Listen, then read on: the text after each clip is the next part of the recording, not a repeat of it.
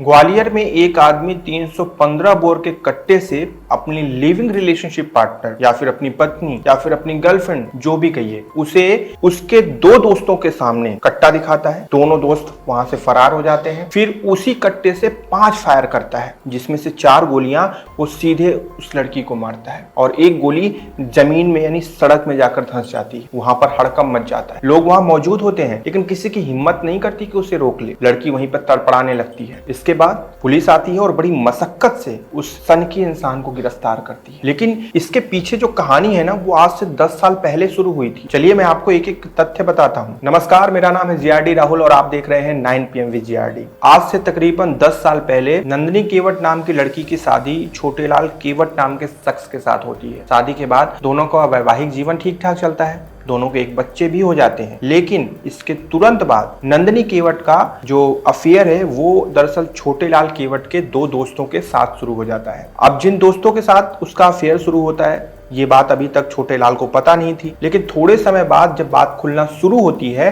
तो नंदिनी केवट का जो पारिवारिक जीवन है वो अस्त व्यस्त होने लगता है। अब आता है 2017 का समय। 2017 में नंदिनी केवट अपने एक चौथे बॉयफ्रेंड के साथ मिलकर अपने एक तीसरे नंबर के बॉयफ्रेंड की दतिया में हत्या करवा देती है। अब ये मामला जब प्रशासन के पास पहुंचता है तो फिर गिरफ्तारी होती है और नंदिनी को जेल भी हो जाती है। तकरीबन 2017 से 2022 तक नंदिनी केवट जेल में गुजारती है। फिर वहां से जब बाहर आती है तो सीधे वहां से ग्वालियर पहुंचती है और जाने के बाद एक ब्यूटी पार्लर अपना खोलती है और कहती है अब यहीं से अपनी रोजी रोटी चलना शुरू होगी। सोशल मीडिया पे एक्टिव होती है। उसी दौरान सोशल मीडिया पे ही एक अरविंद ठाकुर नाम के लड़के के साथ उसका कनेक्शन होता है। अरविंद ठाकुर नाम की आईडी होती है फेसबुक पे। दोनों एक दूसरे को फ्रेंड रिक्वेस्ट भेजते हैं और मैसेज पे रिप्लाई स्टार्ट हो जाते हैं। कमेंट्स, फोटो पे कमेंट्स वगैरह स्टार्ट हो जाते हैं। अब यहाँ पे अरविंद और नंदिनी के बीच में बातचीत का सिलसिला बढ़ने लगता है। इसके बाद दोनों की मुलाकात होती है। जब दोनों मिलते हैं तो दोनों अपनी अपनी बातों का इजहार करते हैं। तो पता ये चलता है कि दोनों इस चीज को लेकर सहमति बताते हैं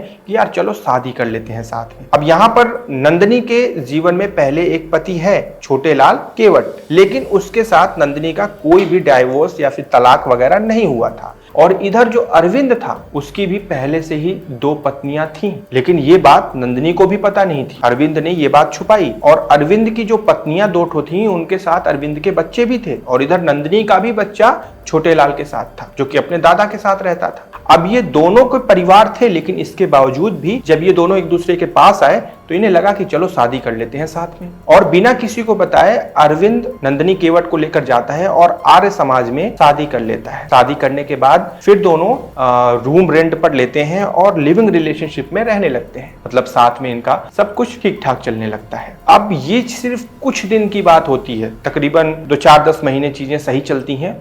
अब 2024 में एक नई चीज होती है। नई चीज ये होती है कि नंदिनी केवट जाकर शिकायत दर्ज करवाती है कि उसे जान माल का खतरा है। और किससे है? अपने ही पति अरविंद ठाकुर से है। पुलिस मामला दर्ज करती है और शिकायत दर्ज करवाती है नंदिनी ठाकुर की अरविंद ने कार से कुचलकर उसको जान से मारने की पूरी कोशिश की, लेकिन वो बच गई। ये मामला जब दर्ज होता है तो फिर अरविंद की गिरफ्तारी होती है और अरविंद को जेल भेज दिया जाता है। लगभग 3 या 4 महीने तक अरविंद जेल में होता है और कोर्ट में इधर सुनवाई चल रही होती है। फिर पता नहीं ऐसा क्या होता है कि नंदिनी केवट एक शपथ पत्र देकर अपनी बात से मुकर जाती है। कहती है कि नहीं, मुझे शायद कुछ गलतफहमी हुई होगी, ऐसा कुछ। अब नंदिनी के मुकरने के बाद अरविंद दोष मुक्त हो जाता है, उसे जमानत भी मिल जाती है और उस चीज से वो बरी भी हो जाता है। बाहर आने के बाद नंदिनी में और अरविंद में संपर्क तो रहता है। दोनों फोन पे बात करते हैं, सोशल मीडिया पे भी बात करते हैं, लेकिन साथ नहीं रहते। अब सिलसिला आगे बढ़ता है। फिर आता है 2025 में 7 सितंबर का दिन। 7 सितंबर को जन सुनवाई के दौरान जो नंदिनी ठाकुर होती है वो एसपी कार्यालय पहुंचती है और जन सुनवाई में वो एक बात कहती है। वो कहती है कि उसे जान माल का खतरा है उसके पति अरविंद ठाकुर की वजह से। जब वो ये बात शिकायत जन सुनवाई में बताती है तो पुलिस वाले, प्रशासन वाले इस चीज पर ज्यादा गंभीरता से ध्यान नहीं देते हैं। 7 तारीख के बाद फिर सीधे तारीख आ जाती है 12 सितंबर, शुक्रवार का दिन। दोपहर का वक्त होता है। उस वक्त नंदिनी अपने 2 दोस्त अंकुश पाठक और कल्लू पंचाल, इन दोनों के साथ शिकायत दर्ज करवाने गई होती है। और जब वहां से वो वापस लौटती है उसी वक्त रास्ते में इनको अरविंद मिल जाता है। जैसे वो बीच में आता है, कहता है मुझे तुमसे कुछ बात करनी है। लेकिन यहाँ पर नंदिनी सीधे सीधे मना कर देती है। वो कहती है मुझे तुमसे कोई बात नहीं करनी है। जैसे ही वो बोलती है, अरविंद के अंदर उस वक्त भूत सवार होता है। वो तुरंत कट्टा निकालता है और सीधे ऐसे तान देता है। कट्टा निकालते ही वहां पे जो कल्लू पंचाल होता है और अंकुश पाठक, वो दोनों वहां से मौके से तुरंत फरार हो जाते हैं। लेकिन उन्हें इस चीज का भरोसा नहीं था, या फिर उन्होंने ऐसा सोचा भी नहीं होगा कि उस कट्टे का इस्तेमाल अरविंद कर सकता है और वो नंदिनी को गोली मार सकता है। ऐसा उनको यकीन नहीं था। लेकिन यहां पर उसका विपरीत हुआ। भरी दोपहरी में सड़क पे ही अरविंद उस 315 बोर के कट्टे से लगातार 5 फायर मारता है, चेहरे के चीथड़े उड़ा देता है। 4 गोलियां नंदिनी को लगती है और 1 गोली जमीन पे लग जाती है, जमीन में धंस जाती है। इसके बाद अपने फेसबुक पे लाइव आता है, उसी अरविंद ठाकुर वाली आईडी से।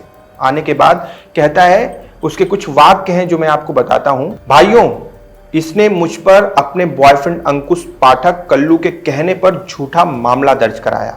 यह औरत बहुत झूठी है। इसके कई लड़कों से संबंध है। मेरी किसी से कोई दुश्मनी नहीं है। ये बात बोलते हुए फेसबुक पर लाइव होता है अरविंद ठाकुर। फिर पुलिस आती है और बड़ी मशक्कत से इसकी गिरफ्तारी होती है। अब अजीब बात यह है कि नंदिनी ठाकुर का जो शव है, जो पोस्टमार्टम के लिए गया, पोस्टमार्टम के बाद नंदिनी के परिवार वाले या फिर ससुराल वाले कोई भी उसका शव लेने के लिए तैयार नहीं हो रहा है। सब मना कर रहे हैं, कह रहे हैं हमें नहीं चाहिए। लेकिन जो उसके दोस्त हैं अंकुश पाठक वो और कल्लू पंचाल, वो दोनों शव लेने के लिए तैयार हैं। लेकिन पुलिस इस चीज़ के लिए सहमत नहीं है। अब मैं चाहता हूं कि इसमें अभी और भी फॉलोअप आने वाले हैं।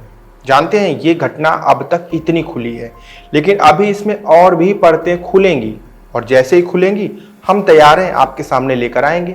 अब नंदिनी केवट और अरविंद ठाकुर में कौन आपको ज़्यादा सही या कौन ज़्यादा गलत लगा, ये आप कमेंट में बताइएगा। फिर से मिलेंगे कल। ध्यान रखिएगा अपना। जय हिंद।